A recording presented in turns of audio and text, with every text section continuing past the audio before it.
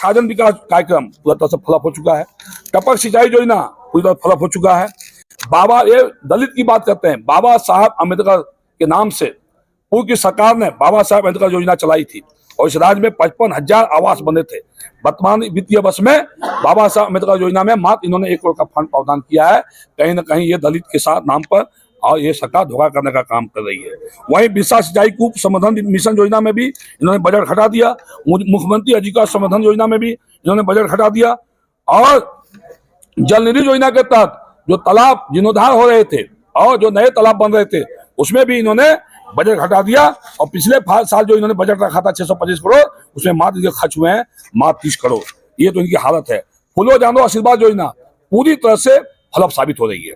स्कूली शिक्षा साक्षरता विभाग में समय पर बच्चों को ड्रेस नहीं मिल पा रहा है। वहीं दूसरी ओर देखें, उच्च शिक्षा विभाग में सरकार ने घोषणा किया, कल इनके मंत्री ने घोषणा किया है कि हम हर विधानसभा में एक महिला कॉलेज, एक डिग्री कॉलेज खोलेंगे। लेकिन बजट में प्रावधान कितना किया है? 4 महिला कॉलेज और 4 डिग्री कॉलेज मात्र प्रावधान बजट में इन्होंने किया है। वहीं इनका देखें, इन्होंने घोषणा क्या किया, हम जो है पारा टीचर को वेतनमान देंगे, लेकिन अभी तक वेतनमान नहीं मिला। आकलन का जो 10% बढ़ा हुआ पैसा भी अभी तक सरकार नहीं दी इनको। कृषक मित्रों को अभी तक इन्होंने मानदेय नहीं लागू नहीं किया। और पंचायत स्वयं सेवक आज भी आंदोलन कर रहे हैं, उनके लिए सरकार कुछ नहीं सोच रही है। तेजस्विनी बहनों को इन्होंने बैठा दिया, सखी मंडल की बहनों को बैठा दिया। आज भी मनरेगा कर्मी और इनके संविदा कर्मी आज भी आंदोलन कर रहे हैं, उनको सुनने वाला कोई नहीं है। राष्ट्रीय खाद्य सुरक्षा मिशन के तहत भी जो अनाज मिल रहा था वो अनाज को भी सरकार ने रोकने का काम किया है। वही जो डीलर जो राशन बांट रहे हैं उनको मानदेय लागू करने का हम लोगों ने मांग किया, लेकिन सरकार ने अभी तक उनका मानदेय लागू नहीं किया। ऐसे ही बेरोजगारी भत्ता, आज तक बेरोजगारी भत्ता नहीं दे पाई सरकार ने कहा कि हम सालाना 5 लाख लोगों को रोजगार देंगे, आज तक सरकार रोजगार नहीं दे पाई।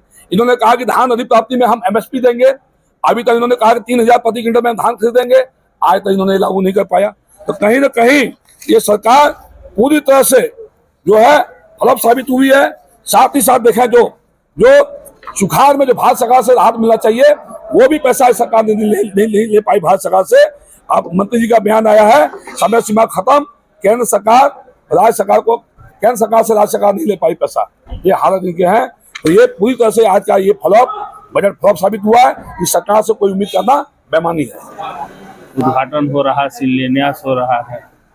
अभी हम देखे मेरे क्षेत्र में भी छोटा जो बाईपास है उसको भी वो कर रहे हैं। भारतीय जनता पार्टी के लोग कह रहे हैं कि एक ऐतिहासिक पल होगा और कई सौगात देंगे झारखंड वासियों को। प्रधानमंत्री बहुत सालों से बंद कारखाने को वो आप उनको बोलिए कि खाली आप ज्यादा सौगात मत दीजिए, खाली जो आवास आप रोके हैं प्रधानमंत्री आवास वही दे दीजिए। अच्छा, ये राज्यसभा चुनाव, एक मिनट, राज्यसभा चुनाव को लेकर आपने सम्मानित किया था, 2 दिन के बाद हम मुंबई के लिए फिर रवाना होंगे, क्या कुछ शुभकामनाएं हैं?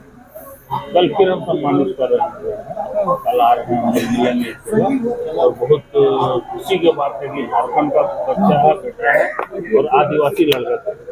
पहला आदिवासी लड़का है, पहला आदिवासी लड़का है जो IPL खेल रहा है। 2 सीटों पर राज्यसभा चुनाव होने हैं। भारतीय जनता पार्टी की स्ट्रेटजी तो क्लियर है, लेकिन सत्ताधारी दल का कांग्रेस और जेडीयू में क्या स्ट्रेटजी है? वो हो जाएगा। क्या आपके खाते पे आएगा वो? हम लोग का बोलने का अधिकार नहीं है, मेरे सीनियर वो बोलेंगे, लेकिन जो होगा बढ़िया होगा। और उनके नेतृत्व में प्रदेश कांग्रेस मजबूत हो रही है और होगी। और आज भी उन्होंने मीटिंग रखी है, समीक्षा करेंगे और कैसे हम मजबूती के साथ आने वाले लोकसभा चुनाव में कदम बढ़ाएंगे। इसके लिए जो आला कमान का दिशा निर्देश है उससे अवगत। राज्यसभा के 2 सीटों पर चुनाव होने हैं बंदा जी, क्या कुछ तैयारियां हैं आप लोगों की? अब देखिए, चूंकि ये विषय हमारी पार्टी के प्रभारी और अध्यक्ष और CLP साहब का है, चूंकि मैं उसके लिए अधिकृत नहीं हूँ, वो अधिकृत है, तो वो इस पे बेहतर जवाब देंगे। स्ट्रेटजी बना होगा ना? अरे भाई, स्ट्रेटेजी क्यों नहीं बनेगा?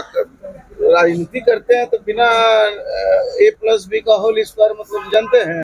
A² प्लस 2AB+B फार्मूला है। उनके लिए खुशखबरी है, सदन में आज उन लोग हैं जो आदिलाबाद में राज्य का उनको छुट्टी नहीं मिलती थी, जो हमने उदाहरण के तौर पे रखा था सदन में कि किसी राज्य में और केंद्र में भी ऐसी महिलाओं को 2 साल का अवकाश मिलता है।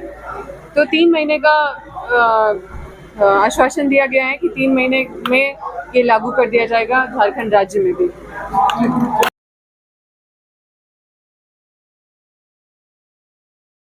विधानसभा सत्र में आए और प्रभारी काम जब होगा, जब पार्टी सही समय समझेगी तब काम होगा, लेकिन काम जो होगा वो निश्चित तौर पर पार्टी के हित में होगा। लेकिन अनूप जी, ऐसा लग रहा है आप तो मान लीजिए समझदार हैं, आपके यहाँ 12 के विधायक समझदार हैं, लेकिन ऐसी ही कमी तो केंद्रीय नेतृत्व दिखा रहा है जो हिमाचल में हो रहा है। कोई तो वजह है कांग्रेस के जो लोग हैं वो क्यों कांग्रेस को छोड़ना पसंद कर रहे हैं? देखिए दूसरे स्टेट में क्या हो रहा है क्या नहीं हो रहा है उस पर मैं टिप्पणी नहीं करना चाहूंगा, लेकिन अपने स्टेट की मैं बता दूं, हम लोग सब विधायक जो है संतुष्ट होकर दिल्ली से लौटे हैं और निश्चित तौर पर हम लोग को अपने हाईकमान पर पूरा भरोसा है।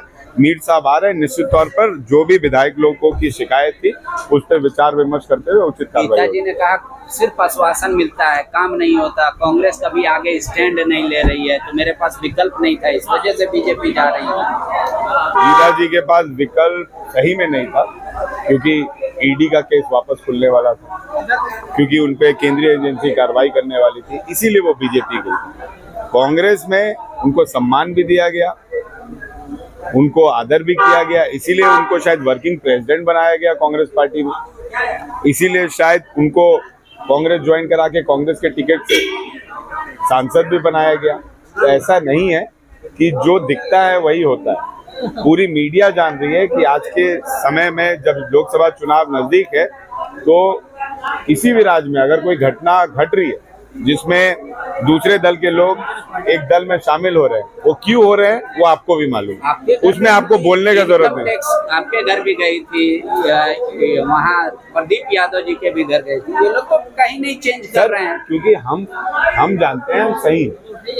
एक मैंने फिर से बोला, धीरज साहू जी के बारे में भी मैंने बोला कि जिस दिन रेड कंडक्ट हुआ उस दिन वो अभियुक्त साबित नहीं होते। हाँ, निश्चित तौर पर जिस दिन वो इनकम टैक्स एजेंसी या अन्य एजेंसी उनको साबित कर देगा कि ये दोषी है, तब मैं भी उनका विरोध करूंगा। किसी के यहाँ रेड कंडक्ट होने से वो अभियुक्त नहीं हो जाता है। अभियुक्त वो तब होता है जब उसका प्रिंसिपल रिपोर्ट या फिर जो चीजें हैं वो क्लोज हो जाए। आप नहीं डरे, मेरा सवाल ये था, आप नहीं डर रहे हैं, प्रदीप यादव नहीं डर रहे हैं, तो फिर गीता जी क्यों डर रहे हैं? कहीं ना कुछ होगा तभी डर रहे। धन्यवाद। देखा ये जा रहा है कि पर्सनल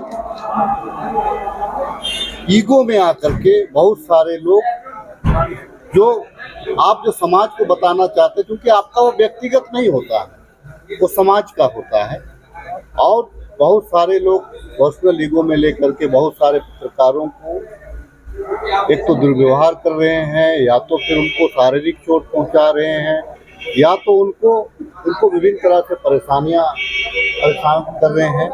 इसका चूंकि हम लोग भी एक जनप्रतिनिधि है, तो हम लोग भी आप लोगों की जो व्यथा है हम लोगों से भी छुपी हुई नहीं है।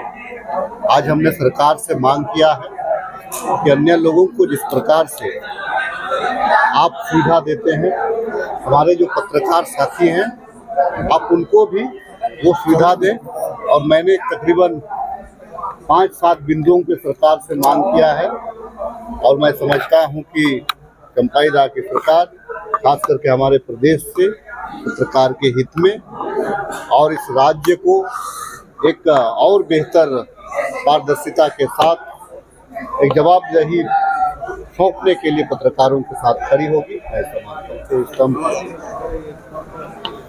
आम जनों को अगर आप ना होंगे, अगर आप अपनी भूमिका नहीं निभाएंगे, तो आम जनों को देश दुनिया में क्या हो रहा है पता नहीं चल पाएगा।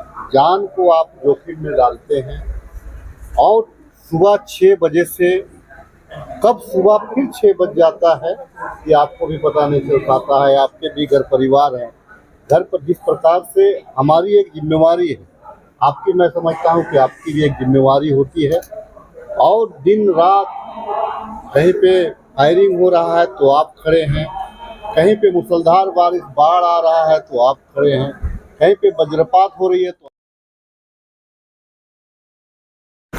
जो बंद था धंसने की वजह से जो बंद हो गया था। नहीं, धंसा नहीं था, आपको उसमें बंद किया गया था।